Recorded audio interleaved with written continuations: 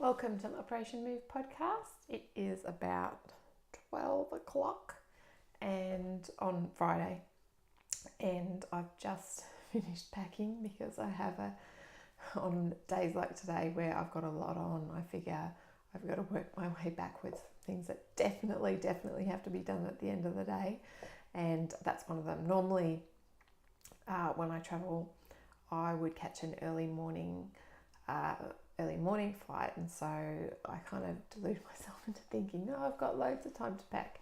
And then I end up at 1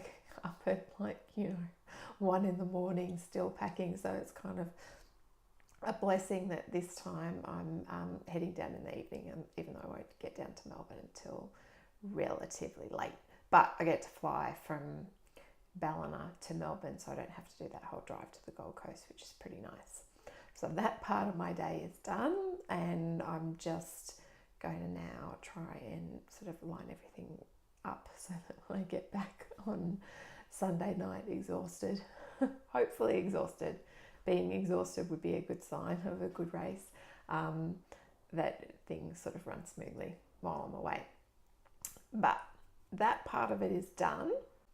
Have the fueling part is organised too. What worked really well for me on the Gold Coast was I had, when I got up, I had a stroop waffle, which is a funny name, but it's a thing that Goo has started making, which is sort of essentially like a cookie of some kind, and I don't need much convincing to have a cookie, but I found it quite easy to get something into me, and it was sort of easy to digest and everything like that. So I'll have that when I get up, and then again, like probably about half an hour before the race with some coffee.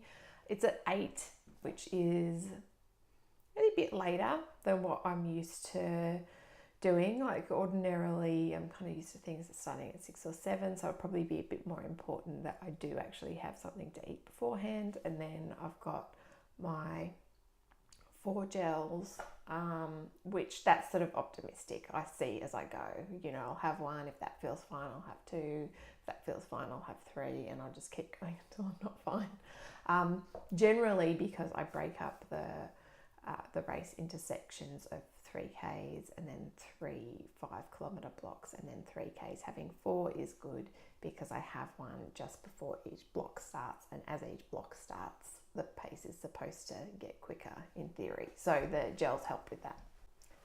So with everything happening down in Melbourne this weekend, I thought I would talk a little bit about the end of training cycles, which I talked a little bit about last week with having a break, particularly if you've been training consistently through the year.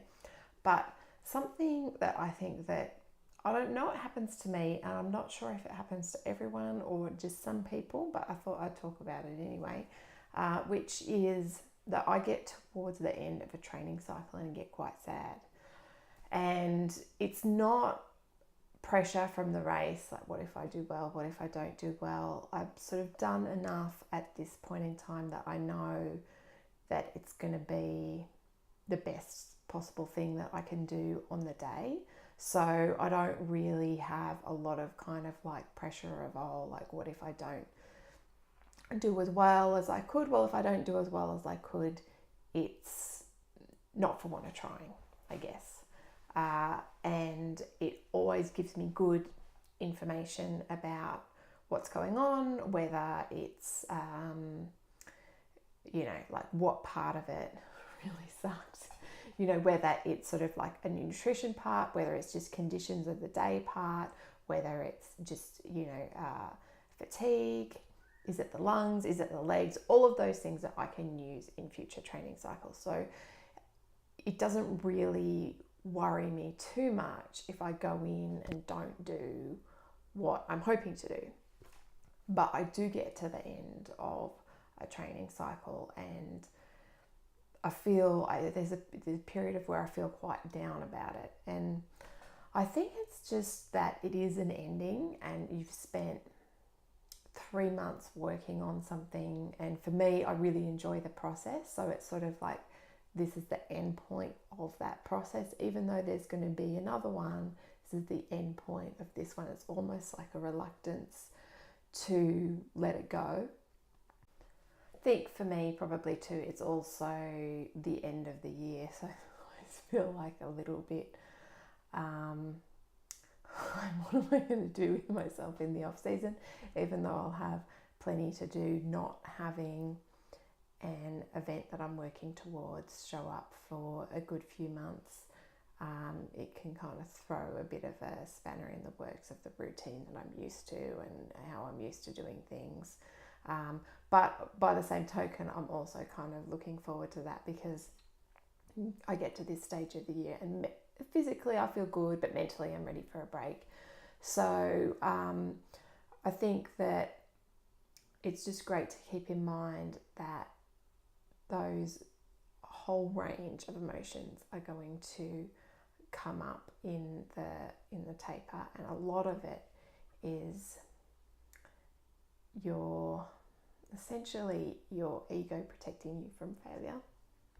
So if you look at a goal and that seems pretty scary, having your B goal is sort of like your ego's way of protecting you, saying, well, if this doesn't go my way or that doesn't go my way, I've got this backup plan. It doesn't mean I failed, I'm still doing okay. And there are great aspects of that, because it maintains your confidence and it maintains your self-belief, and ego is a really important part of your mental running game. But on the other hand too, that fear of failure can stop you from being willing to fail. And so it's great to sort of like have that there, definitely have the backup plan, have your A goals, have your B goals, have your C goals. Allow yourself to feel protected in that you aren't going to be disappointed with the result if it doesn't go your way.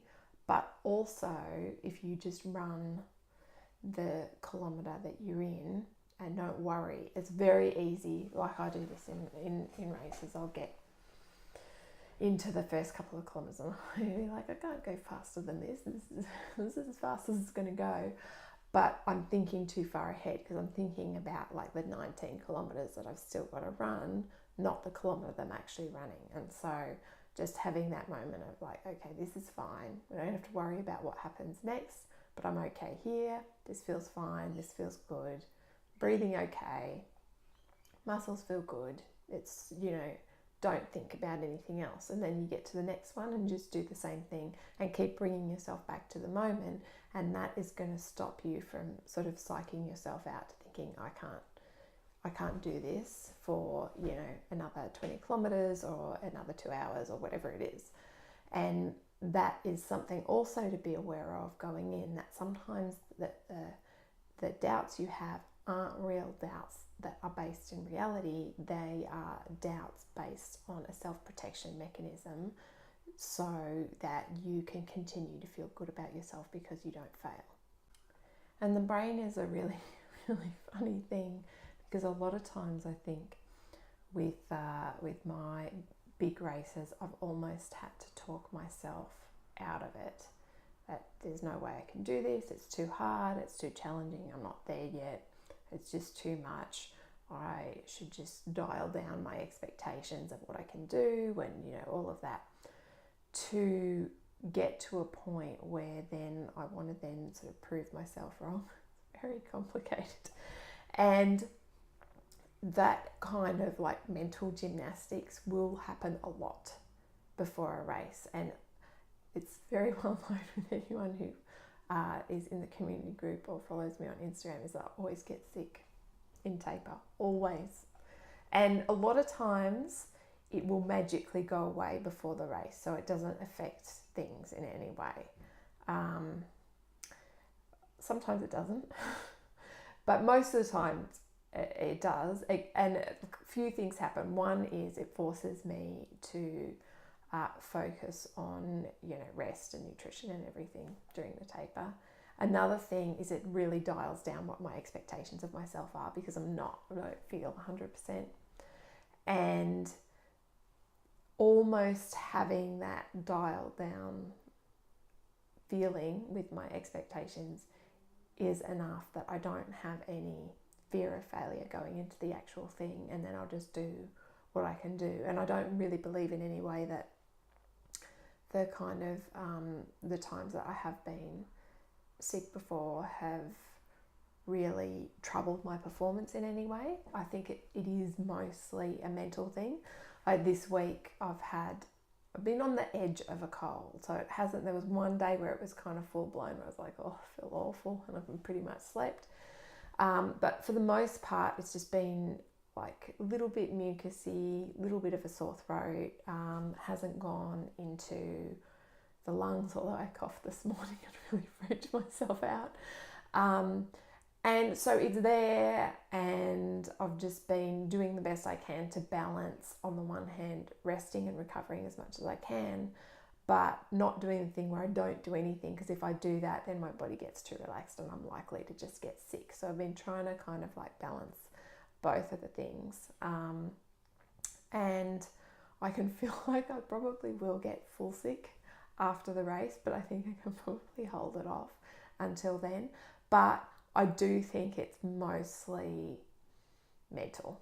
I think it is just one of those things where I get probably such a sense of relief at like getting past the last hard session in my training plan that it's like all my adrenaline completely drops and I get sick. But yeah, I think it is very much connected to sort of getting myself off the hook in terms of how I perform in an actual race situation. And then my ego always has that backup. Well, you weren't feeling so great.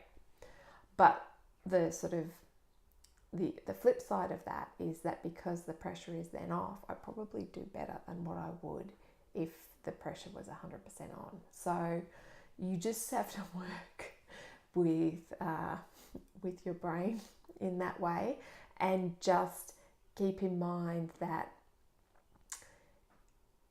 you have so much more in the tank than what you think you have. There are more gears in that. So if you just stay in the moment, even when it gets hard, when it comes to that time where you need more, it will be there. But you just sort of have to trust that it will be there. I think probably too the other main reason why I get sad at the end of a training cycle is that for any training cycle there's a goal in mind, and once I reach that goal then I don't have to strive for it anymore. And in some ways I think you can always set a new one, and intellectually I know that, but reaching to that point where I'm no longer striving for that goal, I think that's something that emotionally does affect me as well. So whether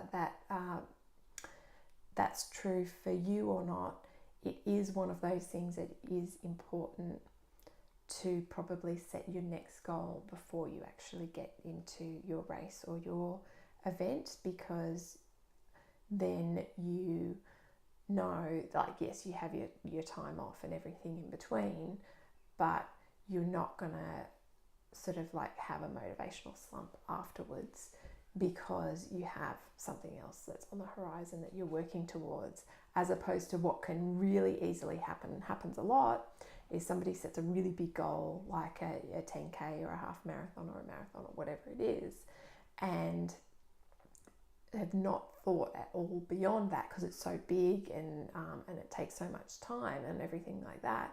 And then it's really easy to achieve that and then not run for 2 or 3 months afterwards, just because it's such a big thing and it was never thought beyond.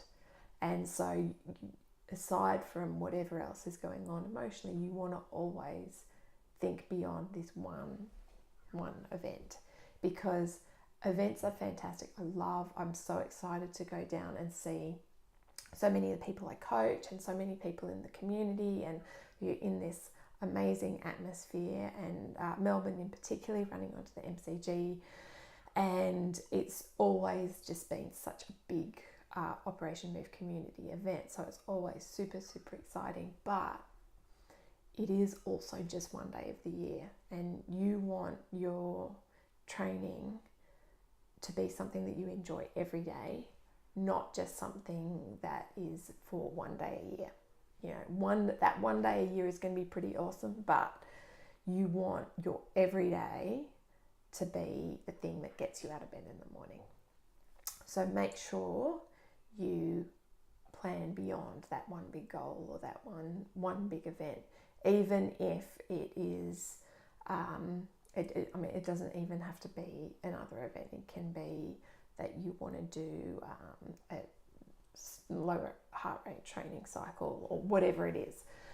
Just have it on the cards and in your plans so that when you get to the end of this really big thing, you can take the time, you can soak it up, you can appreciate it, you can reflect on all of your hard work, but you know that there's something next. And that next is also what tends to pull me out of my end of training cycle emotional slump.